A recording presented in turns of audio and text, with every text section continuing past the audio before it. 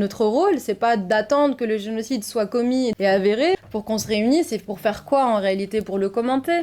La Nakba, c'est le début de quelque chose qui ne s'est jamais arrêté, à savoir un processus continu, délibéré de nettoyage ethnique de la Palestine. Les témoignages des soldats israéliens présents sur les lieux des atrocités. Les troupes de l'armée israélienne envahirent le village, entreprirent de liquider les civils, jetant leurs victimes dans des fosses. Ils tuèrent les enfants à coups de bâton sur la tête. Pas une maison ne fut épargnée. Les survivants furent alors enfermés dans des maisons sans eau ni nourriture, alors que le village était rasé. Un soldat se vantant d'avoir violé une femme puis de l'avoir tuée. Plusieurs documents attestent que ces atrocités furent commises dans le village et aux alentours, y compris dans la mosquée et dans une grotte voisine, qu'on avait fait sauter des maisons dans lesquelles des vieillards avaient été enfermés et qu'il y avait eu plusieurs cas de viols suivis d'assassinats. C'est ça la Nakba. Les États et les sociétés qui composent ces États sont censés se saisir du risque de génocide dès lors qu'il est reconnu.